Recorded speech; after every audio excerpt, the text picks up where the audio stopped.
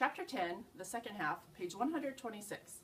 Mr. Gridley filled a glass at the wash basin and brought it to Keith. "Here, son, drink this." When Keith had drunk the water, he fell back on the pillow and closed his eyes. His parents went quietly into room 216. When it was good and dark, Ralph ventured through the knothole. He could hear Keith breathing deeply, and he knew that he was asleep. Since he had no one to talk to, he found his little crash helmet where he had hidden it behind the curtain, and after he had adjusted the rubber band under his chin, he climbed up to the windowsill to look out into the world beyond the hotel and to dream about the lost motorcycle. From his perch on the windowsill, Ralph saw that the parking lot held more cars than usual.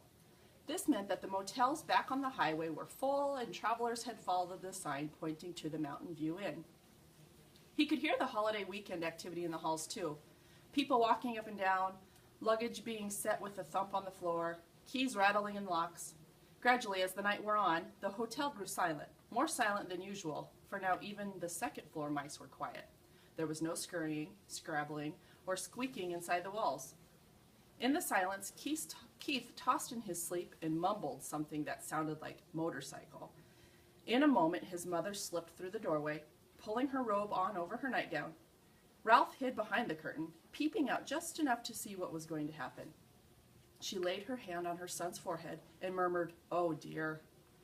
Almost at once she was joined by Keith's father, who was tying the belt to his bathrobe. "What's the trouble?" he asked. "Keith has a fever," answered his mother. "He's burning up."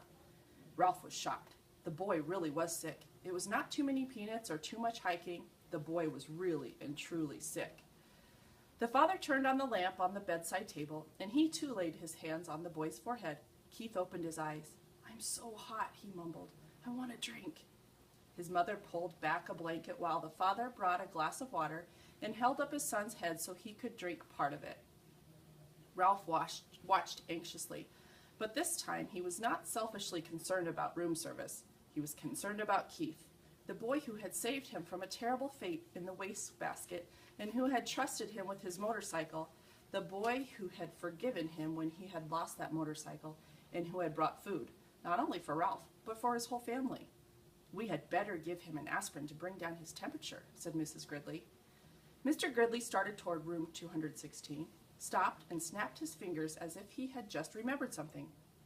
"I took the last one back in Rock Springs, Wyoming," he said. "I had a headache from driving toward the sun all afternoon. I meant to buy some more when we stopped, but I didn't think of it again until now." "I should have thought of it myself," said Mrs. Gridley. "I knew we were almost out." "Never mind, I'll get some." Mr. Gridley picked up the telephone, listened, shook it, listened again, and said, "That's peculiar. The line seems to be dead." "They must disconnect the switchboard at night," said the mother.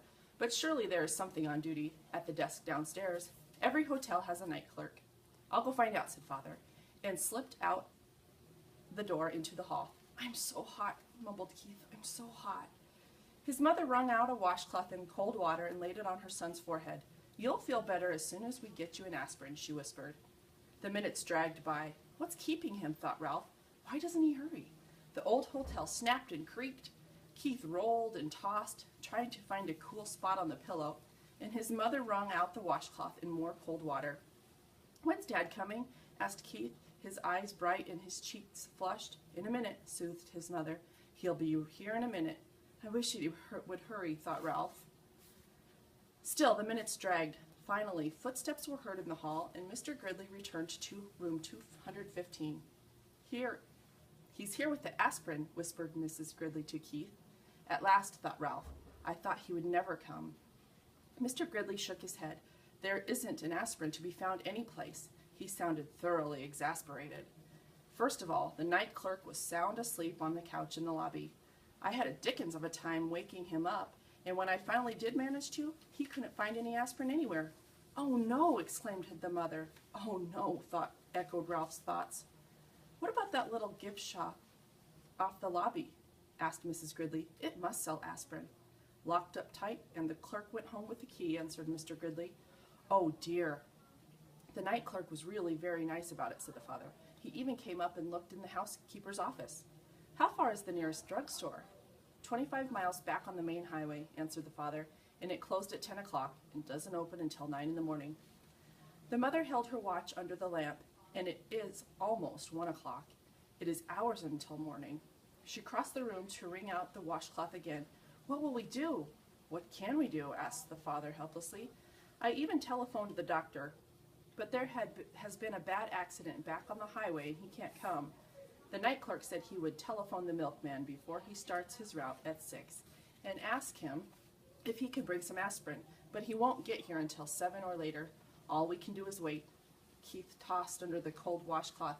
Mom, I think I'd like to go to sleep now, he muttered thickly. I guess that is all you can do, said his mother, and bent over to kiss his hot forehead before she turned out the light. Ralph did not even wait for the boy's parents to leave the room. As soon as the light was out, he leaped silently to the carpet, and by the time they had gone through the doorway into room 216, he had hidden his little crash helmet behind the curtain and was halfway through the knothole. Somewhere, someplace in that hotel, there must be an aspirin tablet, and Ralph was going to find it. He only wished he had the motorcycle so he could travel faster.